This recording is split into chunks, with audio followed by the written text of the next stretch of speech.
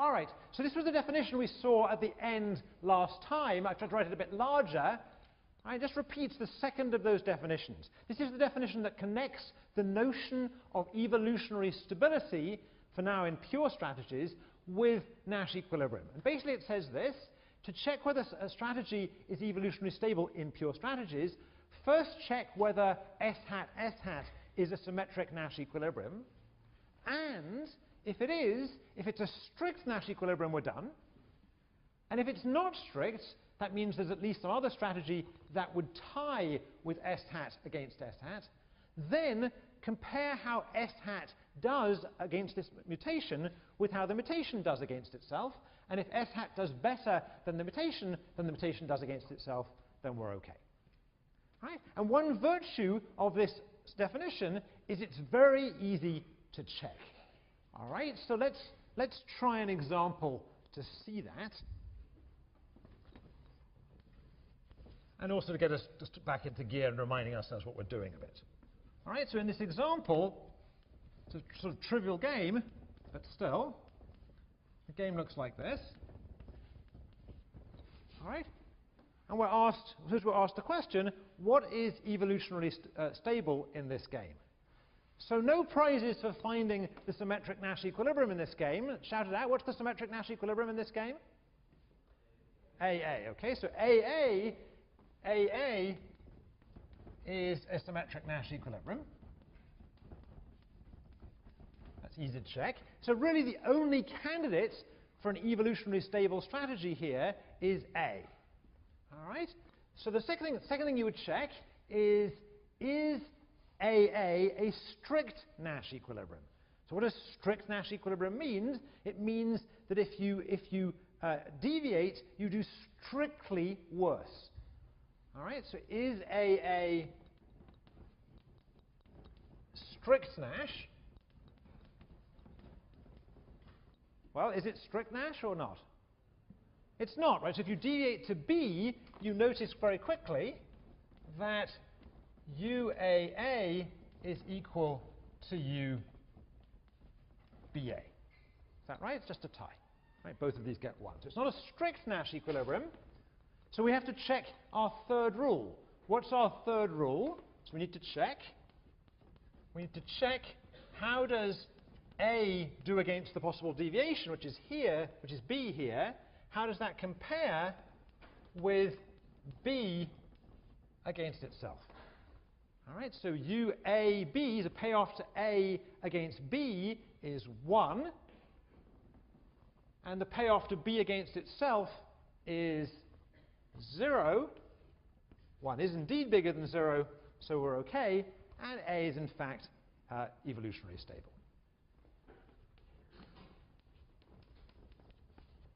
All right, so just a very, very simple example to illustrate how quick it is to check this idea. All right, I want to spend all of today going over more interesting examples, sort of having the payoff for having invested in this last time. All right, and to start off with, let's get rid of this rather trivial example. I want to think about evolution as it's often applied in the social sciences. All right, so one thing you might talk about in the social sciences is the evolution of a social convention.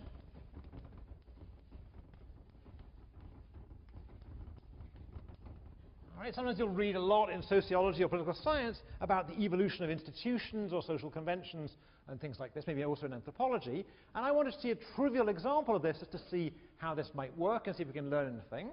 And the trivial example I'm going to think about is driving on the left or the right, on the left or right side of the road. All right, so this is a very simple social convention. I think we all can agree this is a social convention. And let's have a look at the payoffs in this little game. So you could imagine people drive on the left or drive on the right. Okay, and if you drive on the left and the other people are driving on the right, you don't do great, and nor do they. And if you drive on the right and they're driving on the left, you don't do great, and nor do they. All right, and if you both drive on the right, you do fine. But if you drive on the left, you do a little better because you look a little bit more sophisticated. All right? Okay, so this is our little game. And we can see this could be an evolutionary game, right? So you could imagine this emerging, you could imagine a government coming in and imposing a law saying everyone has to drive on the left or everyone has to drive on the right. But you could also imagine at the beginning of roads in different societies in different parts of the world, people just started doing something and then they settled down to one convention or another. And you can see how evolutionary stability is going to play a role here. Well, perhaps we should just work it through and see what happens. All right. So, what are the potential evolutionarily stable things here? What are the potentially evolutionarily stable things? Let's get some mics up. What's liable to be evolutionarily stable in this setting? Anyone? Yeah, there's I'm in here. Where's my other mic on that side? Yeah, there it is. Left, and right are both candidates. Good. So our obvious candidates here are left, and right. These are the two candidates. All right, or more formally, left is a candidate and right is a candidate. But you're right to say that left, and right are both Nash equilibria in this game. Is that right? And what's more, not only are they Nash equilibria, but what kind of Nash equilibria are they? They're strict Nash equilibria. In fact, they're strict. Both are strict. So indeed, left is evolutionarily stable and right is evolutionarily stable. All right, let's just talk through the intuition for that and make it kind of clear. So suppose you're in a society in which everybody drives on the left. So this is England. And suppose a mutation occurs, and the mutation you could think of as an American tourist. All right, an American tourist is dropped into English society, hasn't read the guidebook carefully, starts driving on the right, and what happens to the tourists? They die out pretty rapidly, right? Right? And conversely, if you drop an unobservant Brit into America and they drive on the right, they're going to get squashed pretty quickly, right? So it's kind of clear why everyone driving on the left or why everyone driving on the right is each of these are perfectly good, evolutionarily stable social conventions. All right, but despite that simplicity, there's kind of a useful lesson here. So the first lesson here is you can have multiple evolutionarily stable settings. You could have multiple social conventions that are evolutionarily stable. We shouldn't be surprised, particularly, if we think there's some evolutionary type force, some sort of random dynamic going on that's generating social conventions that are then stable. We should not be surprised to see different social conventions in different parts of the world. And in fact, we do. We do see parts of the world, like England and Japan and Australia, where they drive on the left, and we see parts of the world, like France and America, where they drive on the right. All right, so we can have multiple evolutionarily stable conventions. All right. And there's another lesson here, which is you could imagine a society settling down to a social convention down here. You could imagine ending up at a social convention of right. And what do we know about the social convention of everyone driving on the right? We know it's worse. We know it's worse than the social convention of everyone driving on the left. All right, at least in my version. All right. So what do we regard it? What we see here, we can see that they're not necessarily efficient. These need not be equally good. All right. So it's hard to resist saying that American society's driving habits, if we think about the alternatives to evolution, are a good example of unintelligent design. All right? All right? All right? So when you're talking about this in a more a less formal way in your anthropology or political science or sociology classes, you want to have in the back of your mind what we mean by evolutionary stability, and that it doesn't necessarily mean that we're going to arrive at efficiency. Right? And in some sense, it is exactly analogous to what we discussed when we looked at games like this with rational players playing, if you think about coordination games. These are essentially coordination games.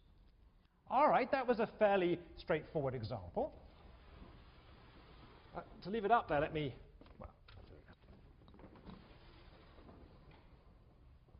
there's another board here somewhere. Here we go. let's look at yet another example, slightly more interesting.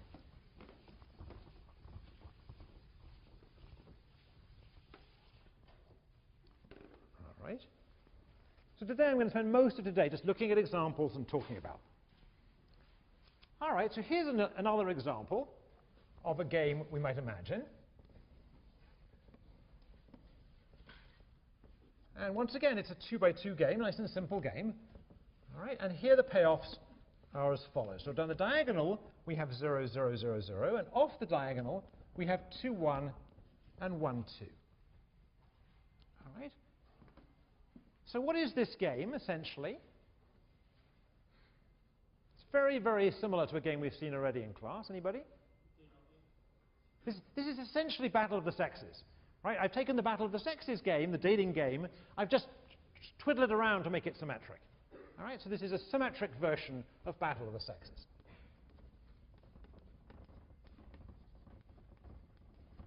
Or our dating game. All right? And you could think of this game also in the context of driving around. All right? So you could imagine that one version of this game, you sometimes hear this game referred to as chicken. All right? What's the game chicken when cars are involved? Anybody? What's the game chicken when cars are involved? Now, it's probably a good thing if people don't know this. No one knows this? Okay. Somebody knows it. Can I get the mic way back there?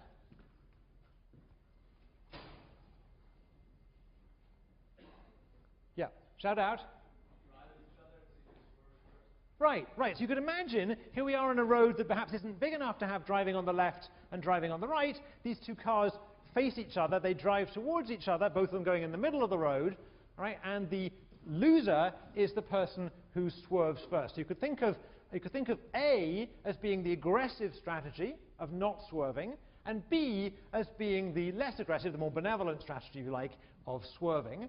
So the best thing for you is for you to be aggressive and the other person to swerve, and then at least they remain alive.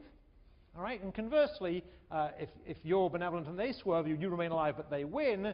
And unfortunately now, if you're both aggressive, you get nothing. And the way we've written this game, if you're both benevolent, you get nothing. Right? You could imagine making some more negatives here. All right? So this is a game that seems kind of important in nature, not just in teenage male behavior, but in animal behavior, since we're starting to talk about aggression and non-aggression. All right? Okay, so what's evolutionarily stable in this game? Well, remember, our starting point is what? Our starting point is to look for symmetric Nash equilibria. Okay, so are there any symmetric Nash equilibria in this game? And if so, what are they? Anybody? Well, there are some Nash equilibria in pure strategies. There are some Nash equilibria in this game. For example, AB is a Nash equilibrium, and BA is a Nash equilibrium. But unfortunately, they're not symmetric. Right? They're not symmetric. And so far, we're focusing on games that are symmetric. Right? This is random matching. There's no asymmetry in the roles of the row and column player. Although in the in the reading packet I made for you, they do also look at some asymmetric versions of games. But for now, we're just looking at symmetry. So neither AB nor BA will serve our purpose because they're not symmetric Nash equilibria. In fact, there is no symmetric. There's no symmetric pure strategy Nash equilibrium in this game. All right. So it can't be that if this was a species, if this was an animal that came in that had two possible strategies, aggression or passivity.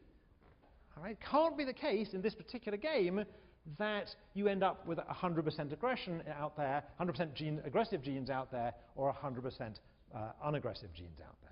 In either case, if you had 100% aggressive genes out there, then it would be doing very, very badly, and you get an invasion of passive genes. And if you had 100% passive genes out there, you get an invasion of aggressive genes. Right? You can't have a pure ESS, a pure evolutionary stable gene mix out there. All right. So what does that suggest? It suggests we should start looking at mixed strategies. All right. There is a mixed strategy. Yeah, there is a mixed. Let's have the word symmetric first. There is a symmetric mixed strategy, Nash equilibrium in the game. All right, and we could go through and work it out. We all know now, probably you've been laboring through the homework assignments, so you all know how to find a mixed strategy Nash equilibrium in this game. You have to set the mix to make the other player indifferent between her two strategies. But this is a game we've seen already. It's essentially Battle of the Sexes. All right, so we probably remember from a week ago what that equilibrium mix is. Can anyone remember what the equilibrium mix is in Battle of the Sexes? It's 2/3, 1/3.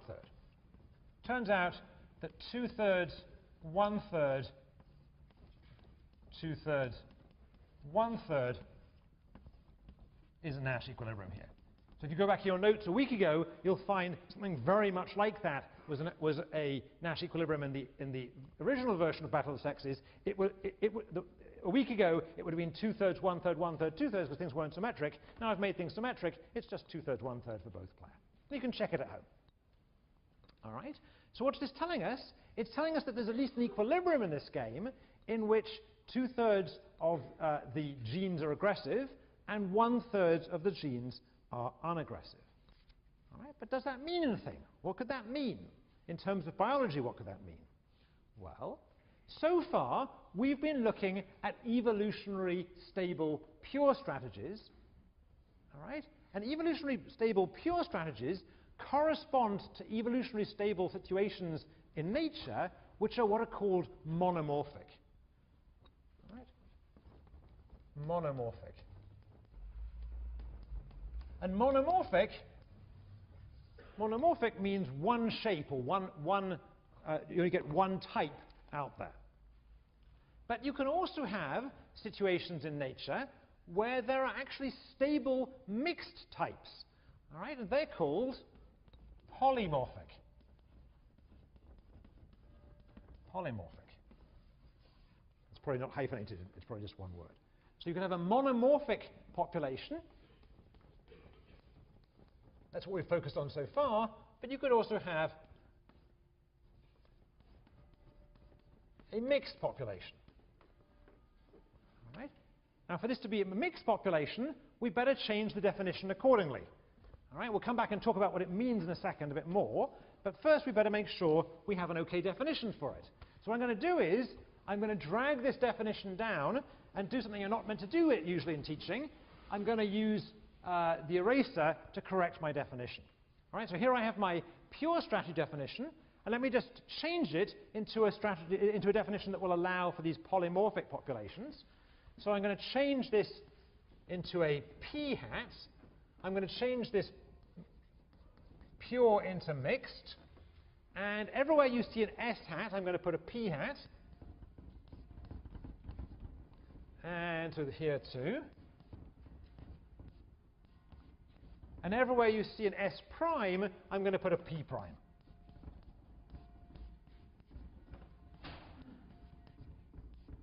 And the reason I'm doing this way is I want to emphasize that there's nothing new here. I'm just writing down the same definition as we had before, except I'm now allowing for the idea of populations being mixed. And I'm also, just note in passing, I'm also allowing for the possibility that a mutation might be mixed. Mutation might be mixed. Did I catch them all? All right, so I've just gone through the definition you have, and I've switched everything from pure to mixed. Let's lift it up there again. Okay. So in our example, does the mix 2/3, 1/3, satisfy the definition above? Let's go through carefully. All right? So 2/3, 1/3 is a Nash equilibrium. So we've satisfied part A. It's a symmetric Nash equilibrium. So we're okay there. Is this equilibrium a strict equilibrium? is this mixed population, 2/3 aggressive and 1/3 unaggressive, or this mixed strategy, is it a strict equilibrium? Well, how do deviations do against it? Anybody? Equally well. Yeah, go ahead. Equally well. Equally well, equally well. Thank you. So, right, so it can't be a strict Nash equilibrium, because if we deviated to A, we'd do as well as we were doing in the mix. Or if we deviated to B, we'd do as well as we were doing in the mix. What we're saying is an A mutation does exactly as well against this mix as the mix does against itself, and a B mutation does exactly as well. In fact, that's how we constructed the equilibrium in the first place, right? We chose a P that made you indifferent between A and B. All right? So in a mixed Nash equilibrium, it can't be strict. Cannot be strict since it is mixed. In a mixed equilibrium, in a mixed Nash equilibrium, a genuinely mixed Nash equilibrium, by definition, you're indifferent between the strategies in the mix. All right? So to show that this is in fact evolutionarily stable, we'd have to show rule B. So we need to show, or we need to check, give ourselves some room here. We need to check how the payoff of this strategy, let's call it P hat, how P hat does against all possible deviations, and compare that with how those deviations do against themselves. We have to make this comparison. How does this mix do against all other possible mixes versus how those mixes do against themselves? And we'd have to do this, unfortunately, we'd have to check this for all possible, and now we have to be careful, all possible mixed mutations P prime. All right, so that would take us a while. All right, it's actually possible to do. If you do some enough math, it isn't so hard to do. So rather than prove that to you, let me give you a heuristic argument why this is the case. All right, I'm trying to convince you, without actually proving it, that this is indeed the case. All right, so here we are with this population. Exactly 2/3 of the population is aggressive, and 1/3 of the population is passive.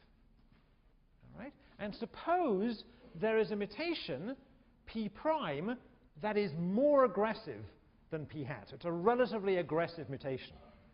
For example, this mutation may be 100% aggressive, or at least it may be very, very highly aggressive. It may be 90% aggressive or something.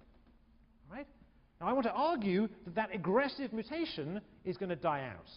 And I'm going to argue it by thinking about this rule. So I want to argue that the reason this very aggressive mutation dies out is because the aggressive mutation does very badly against itself. Is that right? If you have a very aggressive mutant, the very aggressive mutants do very, very badly against themselves. They get 0. All right? And that's going to cause them to die out. All right? What about the other extreme? What about a deviation that's very passive?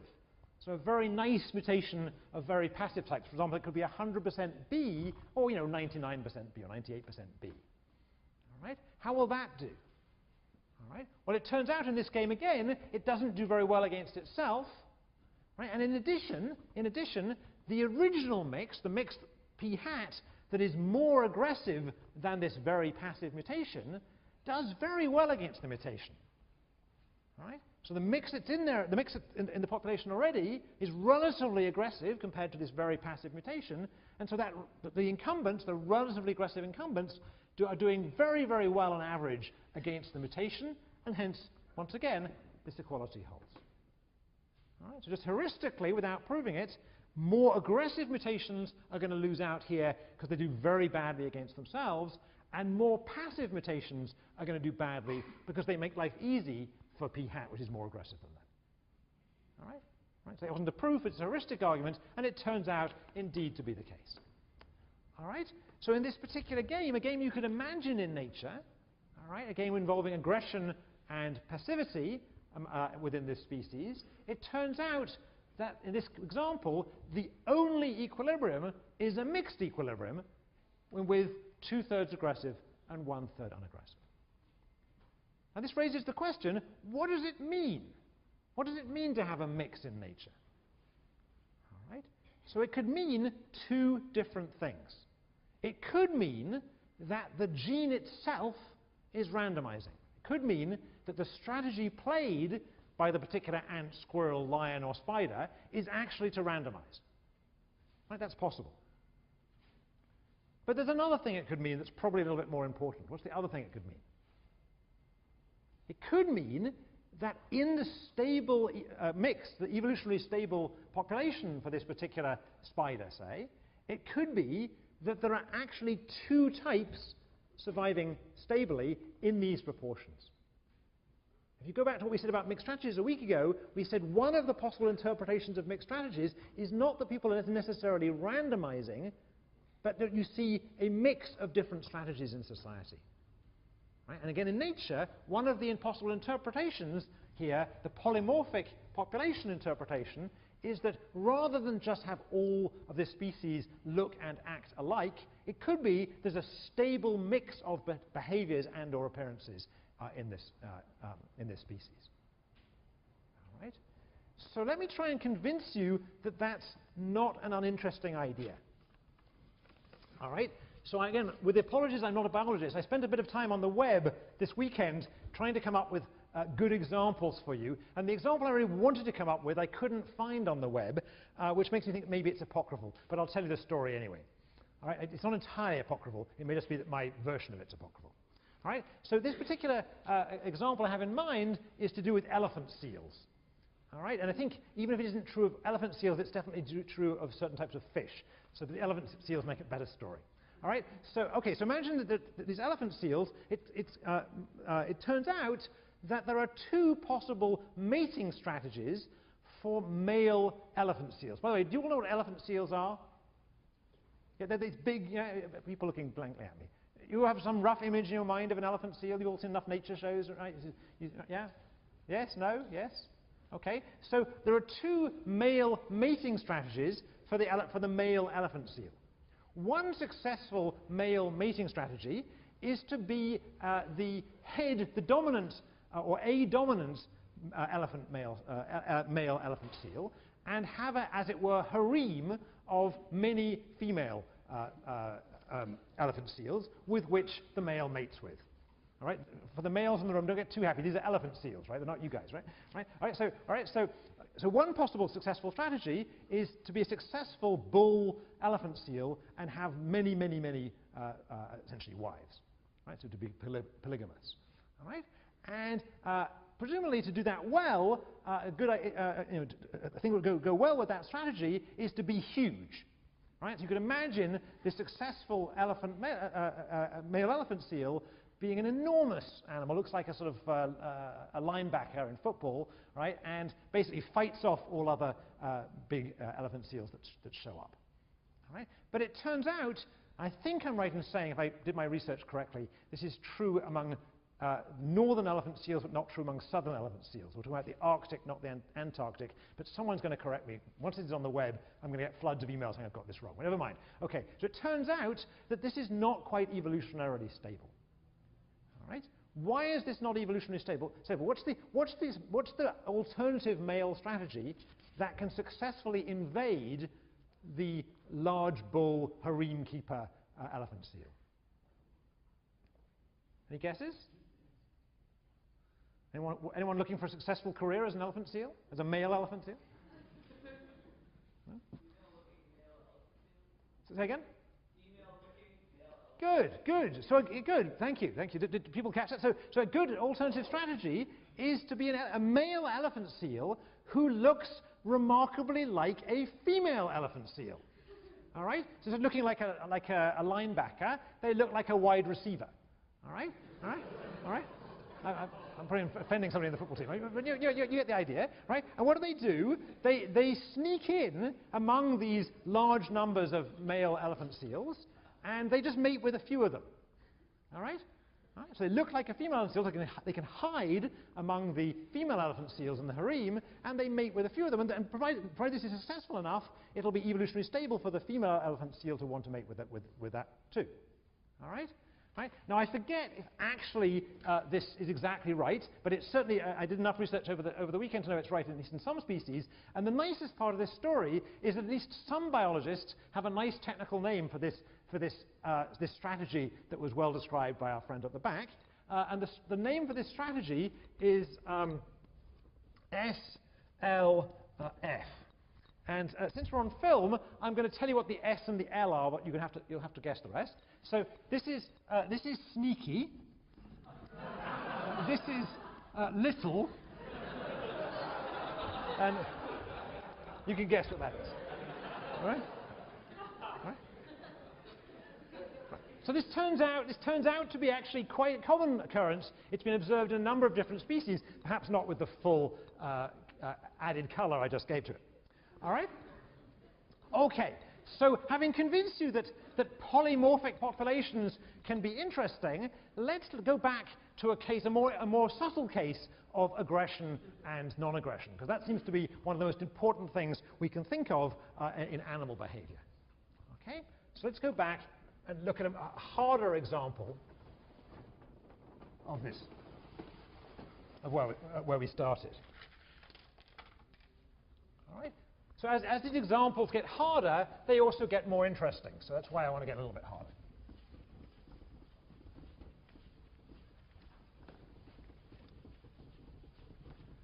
So the chicken game, the battle of the sexes game, is not a particularly interesting version of aggression and non-aggression. Let's look at a more general version of aggression versus non-aggression. And let's look at a game that's been studied a lot by biologists and a little bit by economists called hawk-dove. All right? And again, just to stress, we're talking about, we're only talking about within species competition here, so I don't mean hawks versus doves. I mean thinking of hawk as being an aggressive strategy and dove as being a dovish, a passive strategy. All right? So here's the game, and now we're going to look at more general payoffs than we did before. All right? So this is the hawk strategy. This is the dove strategy, hawk and dove. And the payoffs are as follows. V plus C, sorry, start again. V minus C over 2 and V minus C over 2. And here we get V over 2 and V over 2. And here we get V and 0, and here we get 0 and V. All right, so this is a generalization, a more interesting version of the game we saw already. Let's just talk about it a little bit. So the idea here is there's some potential battle that can occur among these two animals, and the prize in the battle, the prize is V. All right, so V is the victor's spoils, and we're going to assume that V is positive. Right? And unfortunately, if the animals fight, so if the hawk meets another hawk and they fight one another, then there are costs of fighting. So the costs of fighting are C, and again, we'll assume that they're positive. Right? So this is the cost of fighting. All right? And this more general format is going to allow us to do two things. We're going to look and ask what is going to be evolutionarily stable, all right, including mixtures now. And we're also going to be able to ask, what will happen to the evolutionarily stable mix as we change the prize or as we change the cost of fighting? All right? Seems a more interesting, a richer game.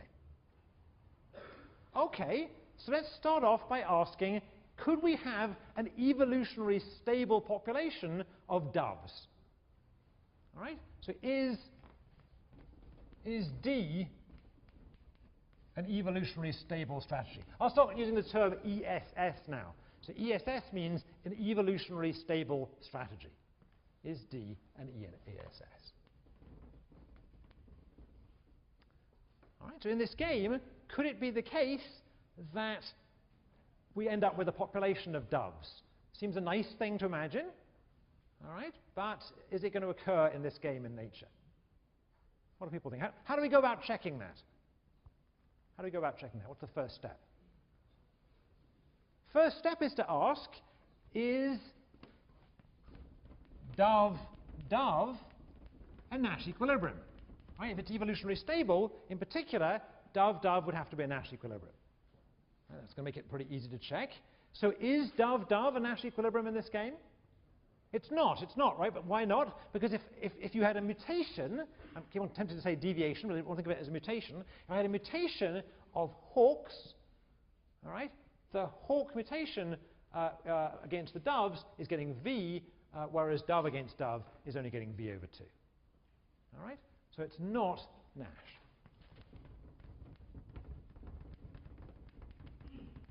All right, so we can't have an evolutionary stable population of doves, and the reason is there will be a hawk mutation, an aggressive type will get in there and grow, much like we had last week when we dropped Rahul into the classroom in Prisoner's Dilemma, and he grew. All right, or his type grew. Okay, so second question is hawk an evolutionary stable strategy? Is hawk an evolutionary stable strategy? So how do we check this? Well, we have to look at once again and ask the question. This is first question to ask is HH a Nash equilibrium? All right. So is it a Nash equilibrium? Well, I claim it depends. I claim it's a Nash equilibrium provided V minus C over 2 is at least as large as 0. Is that right? Is that right? It's a Nash equilibrium. It's a symmetric Nash equilibrium provided hawk against hawk does better, or does at least as well as dove against hawk. So the answer is yes if V minus C over 2 is at least as big as 0. All right? So now we have to think fairly carefully, because there's two cases. So case 1 is the easy case, which is when V is strictly bigger than C. If V is strictly bigger than C, then V minus C over 2 is strictly positive. Is that right? In which case, what kind of a Nash equilibrium is this? It's strict, right? So if V is bigger than C, then hawk is a strict Nash equilibrium. It's a strict Nash equilibrium. All right? The second case is if V is equal to C. If V is equal to C, then V minus C over 2 is actually equal to 0, which is the same as saying that the payoff of hawk against hawk is equal to the payoff of dove against hawk. Is that correct? All right. So in that case, what do we have to check? Oh, I've deleted it now. You have to come from your notes. What do I have to check in the case in which there's a tie like that? What do I have to check? I have to check. In this case, I need to check how hawk does against dove, because dove will be the mutation. I need to compare that with the payoff of dove against dove. All right? Okay, so how does hawk do against dove? What's the payoff of hawk against dove? Anybody? Payoff of hawk against dove? This shouldn't be that hard. It's on the board. Hawk against dove. Shout it out. V, thank you. So this is V. And how about the payoff of dove against dove? V over 2. So which is bigger, V or V over 2? V is bigger because it's positive, right? So okay, so this is bigger, so we're okay. So what have we shown? We've shown, let's just draw it over here. We've shown that if V is at least as big as C, then H is an evolutionary stable strategy. So in this game, in this setting in nature, if the size of the prize to winning the fight is bigger than the costs that would occur if there is a fight, then it can occur that all the animals in this species are going to fight in an evolutionary stable setting. Let me say it again. If it turns out in this setting in nature that the prize to winning the fight is bigger, or at least as big as, the cost of fighting, then it will turn out that it will be evolutionary stable for all the animals to fight. The only surviving genes will be the aggressive genes. All right? And what does that mean? So what typically do we think of as the payoff to fight and the cost of fighting? So let's put this in a biological context. The fight could be about what? It could be, let's go back to where we started from, it could be males fighting for the right to mate with females. That's going to be pretty important for genetic fitness. It could be females fighting over the right to mate with males. It could also be fighting over, for example, food or shelter. Right? So if the prize is large and the cost of fighting is small, you're going to see fights in nature. All right? But we're not done yet. Why are we not done? Because we've only considered the case when V is bigger than C. So we also need to consider the case when C is bigger than V. This is the case where the cost of fighting are high relative to the prize in the particular setting we're looking at. So again, let's go back to the example. Suppose the cost of fighting could be that the animal could lose a leg or even its life, and the prize is just today's meal. Right? There are perhaps other meals out there. Then we expect something different to occur. However, we've already concluded that even in this setting, it cannot be the case only to have doves in the population. Right? We've shown that even in the case where the cost of fighting are high relative to the prizes, it cannot be evolutionarily stable only to have dove genes around, passive genes around. So in this case, it must be the case that if anything is evolutionarily stable, it's going to be what? It's going to be a mix. It's going to be a mix. So in this case, right, we know that H is not ESS, and we know that D is not ESS. So what about a mix?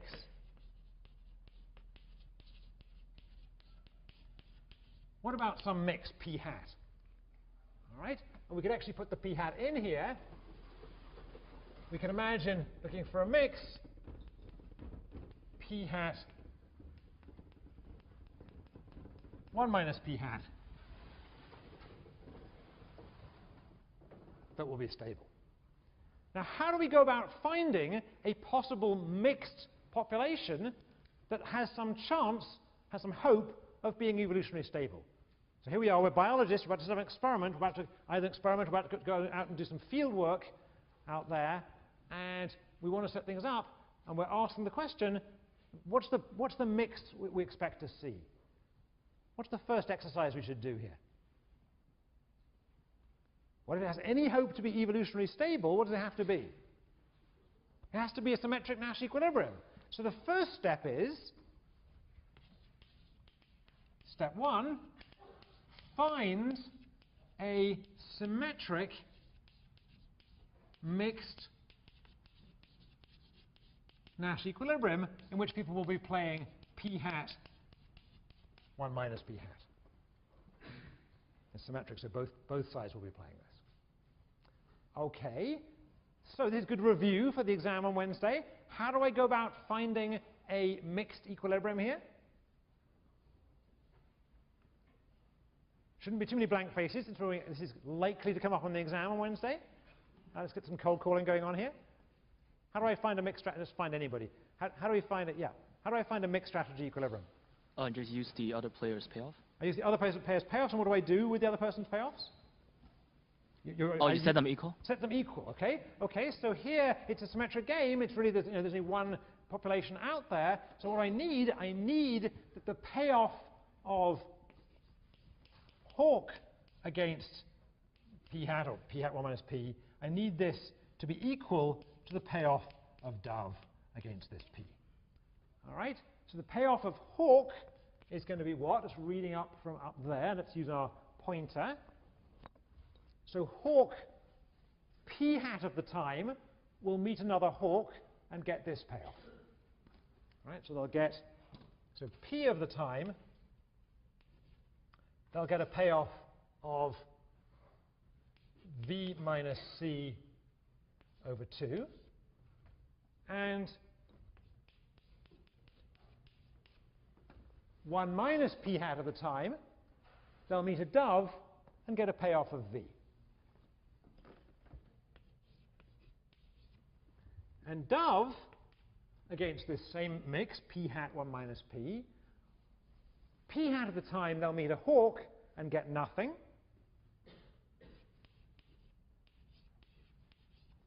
And 1 minus p hat of the time, they'll meet another dove and get v over 2. Okay, everyone happy with the way I did that? That should be pretty familiar territory to everybody by now. Is that right? Okay, so I'm going to set these two things equal to each other, since they must be equal if this is in fact a mixed strategy equilibrium. All right, and then I'm going to play around with the algebra, but so as to save time, I did it at home. So trust me on this.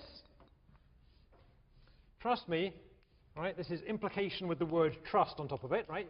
Right? Trust me that I got the algebra right, or check me at home. This is going to turn out to imply that p hat equals v on c. Right? P hat equals v on c. All right? So it turns out that there is, in fact, a mixed Nash equilibrium. There's a mixed Nash equilibrium, which is of the following form: v on c and 1 minus v on c played by both players. Okay? V on c, 1 minus v on c played by both players. All right? Is this a strict Nash equilibrium? I found the Nash equilibrium. Is it strict? Everyone should be shouting it out. Is it strict? It can't be strict because it's mixed, right? By definition, it can't be strict because we know that deviating to h, or for that matter deviating to d, yields the same payoff. So it can't be a strict Nash equilibrium. So we need to check something. So we need to check. It's not strict. Not strict. So we need to check. We need to check whether u of p hat against p prime is bigger than u of p prime against itself. And we need to check this for all possible mutations p prime. And again, that would take a little bit of time to do in class, so just trust me on it. And once again, let me give you the heuristic argument I gave to you before. It's essentially the same argument. All right? So the heuristic argument I gave to you before was, imagine a p prime, a mutation that is more aggressive than our candidate equilibrium. Right? If it's more aggressive, then it's going to do very, very badly against itself.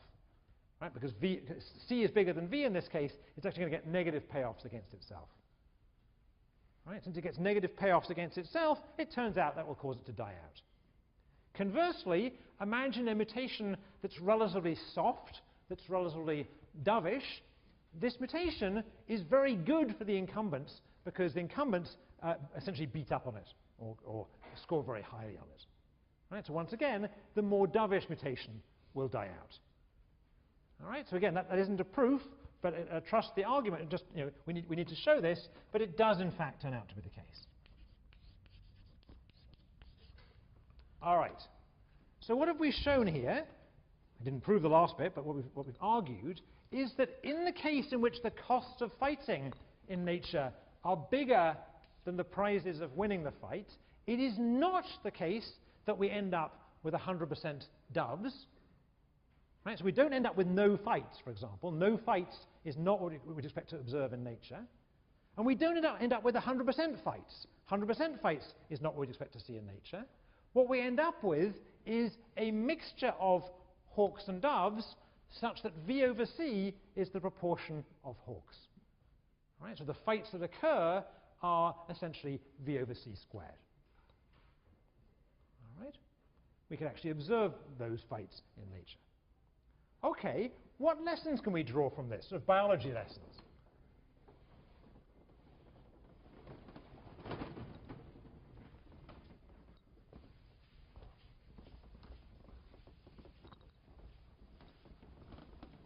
All right, so we used a lot of what we learned in the last day or so to figure out what the ESS was there. We kind of did the nerdy part. Now let's try and draw some lessons from this.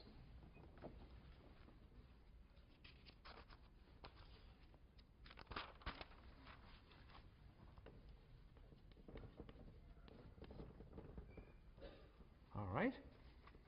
So the first thing we know is I've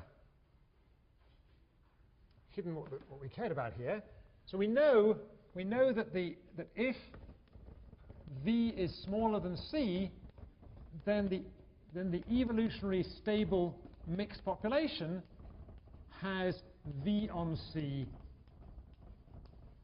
hawks. All right. So let's just see how much of this makes sense. So as V goes up, as the prizes go up, if you took the same species and put them into a setting in which the prizes tended to be larger, all right, what would we expect to see? Do we expect to see the proportion of hawks go up or down?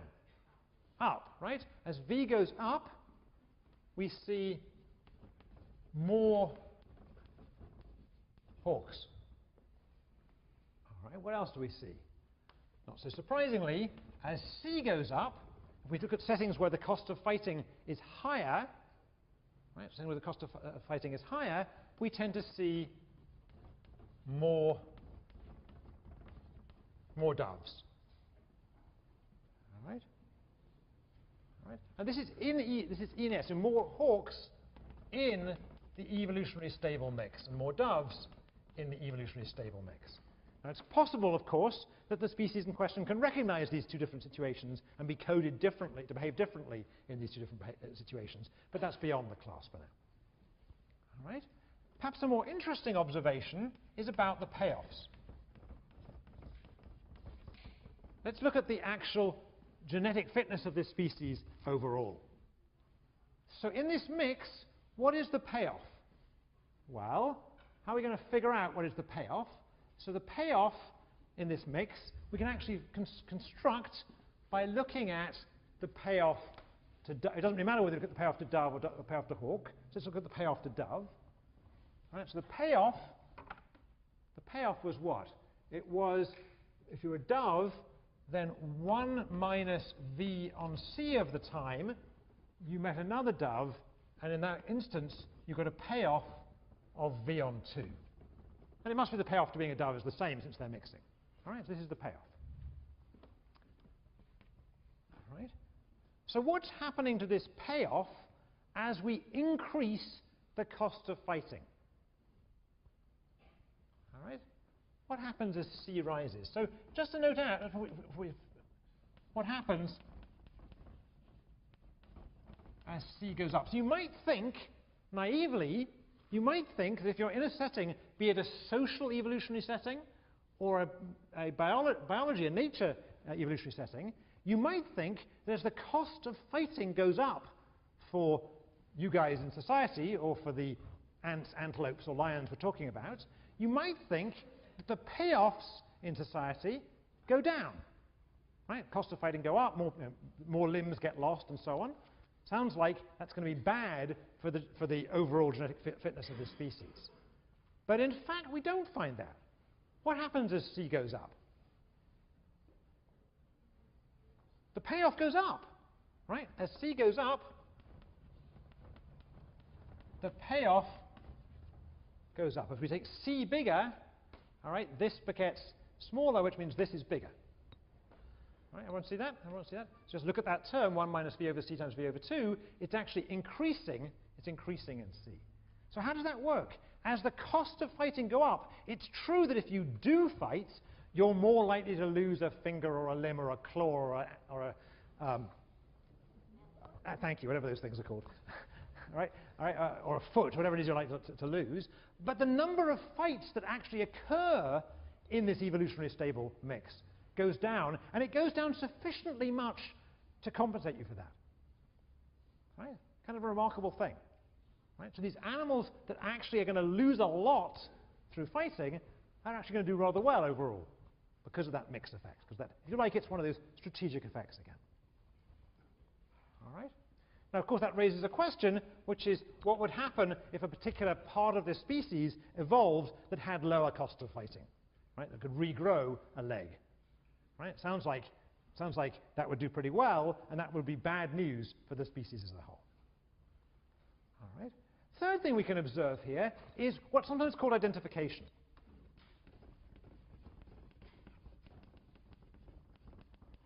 Identification.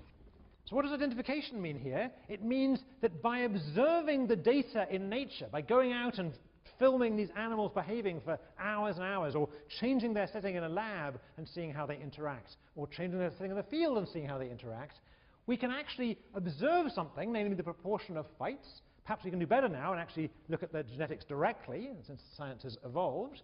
All right? And we can actually back out the V and the C. Right? By looking at the proportion of hawk genes out there, or hawkish behavior out there, we can actually identify what must be the ratio of V to C. We can tell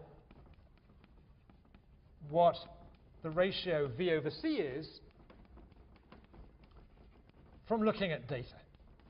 Right? We started off with a little matrix. I just written in V's and C's. I didn't put any numbers in there. We can't tell what V is, we can't tell what C is, but we can tell what the ratio is by looking at real-world data. So if you spend enough hours in front of the TV watching nature shows, you could back this out. Not literally. Right? You need to actually do some serious work. All right? So this is a useful input of theory into empirical science. You want theory to be able to set up the science so you can back out the unknowns in the theory. And that's called identification, not just in biology, but in economics as well. All right. Now, there's one other thing you'd like theory to be, other than identifiable. You'd like theory to be testable. Right? You'd like theory to make predictions that were kind of outside of the sample you started with. Right? Is what I'm saying familiar to everybody in the room? This is a very familiar idea, I'm hoping, to everybody. Slightly philosophy, but very familiar idea. If you have a new theory, it's one thing for that theory to explain the existing facts, right? But you'd like it to predict new facts. Why? Because it's a little easy to, it might be a little bit too easy to reverse engineer a model or theory to fit existing facts. But if it has to deal with new facts, that's kind of exciting. Right? That's a real test.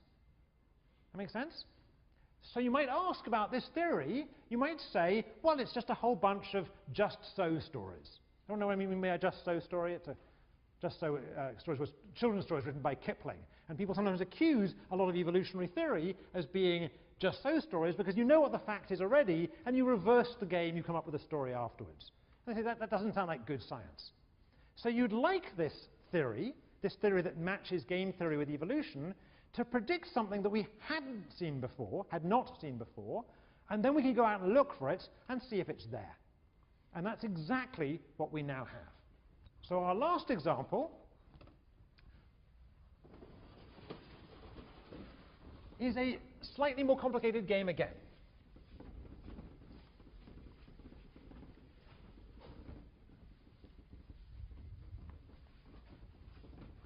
And the slightly more complicated game has three strategies.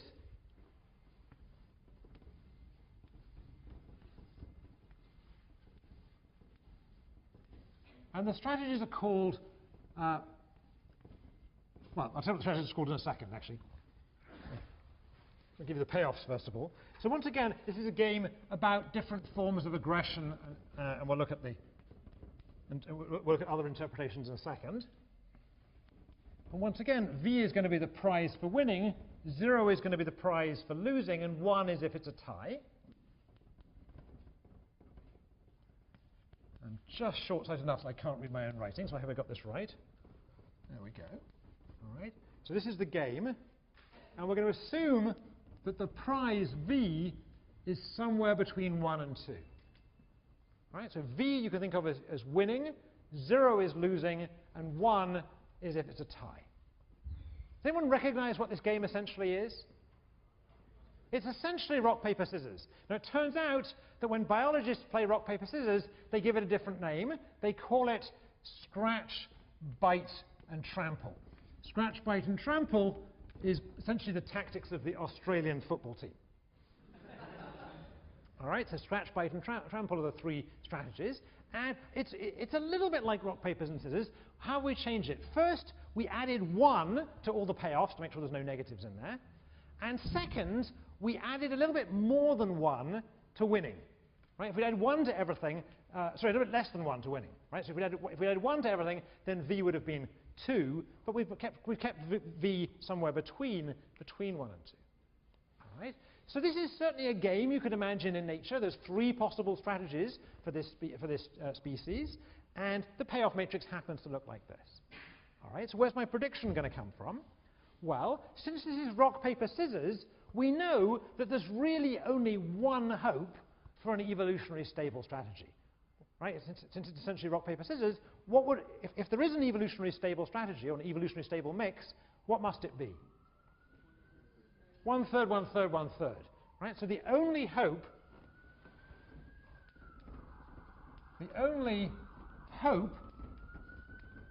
for an ESS is 1/3, 1/3, 1/3. All right, let's put that in here. So 1/3, 1/3, 1/3. And you can check at home that that indeed is a mixed strategy equilibrium. All right?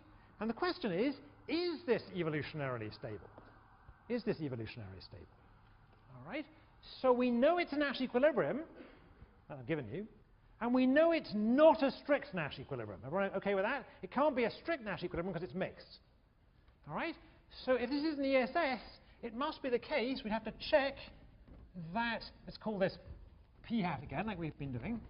Right? We have to check that the payoff from P hat against any other P prime would have to be bigger than the payoff from P prime against itself. Right? We need that to be the case. All right, so let P prime be scratch. Let P prime be scratch. All right, so let's compare these things. So U of P hat against scratch is what? Well, you're playing against scratch. You are 1/3 scratch, 1/3 bite, 1/3 trample.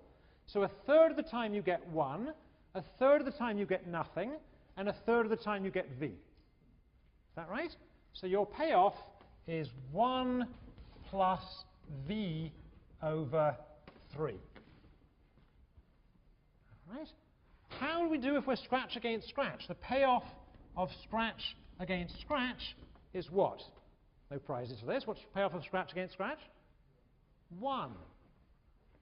Which is bigger, 1 plus V on 3 or 1?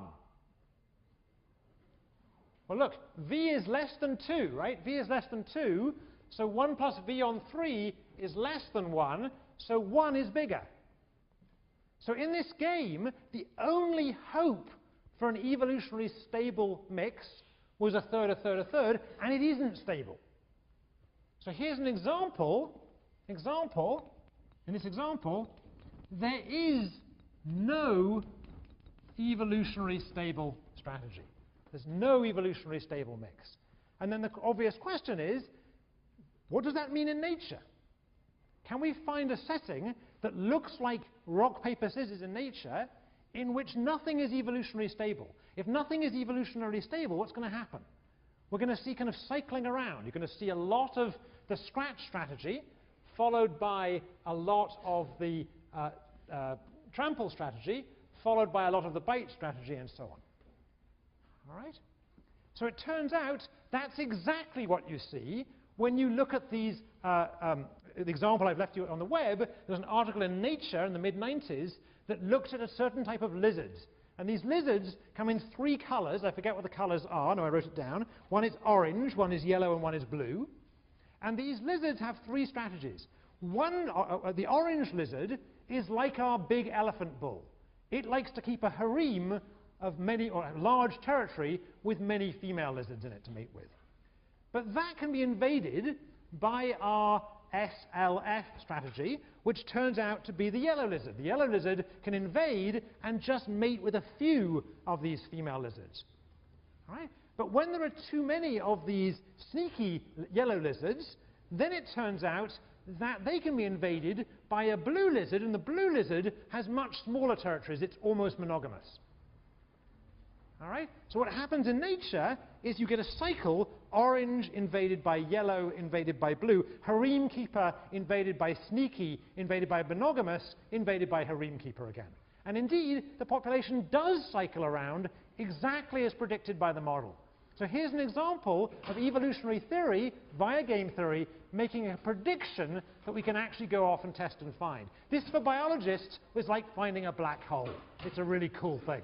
All right, we'll leave evolution here. Midterm on Wednesday. We'll come back to do something totally different next week. See you on Wednesday.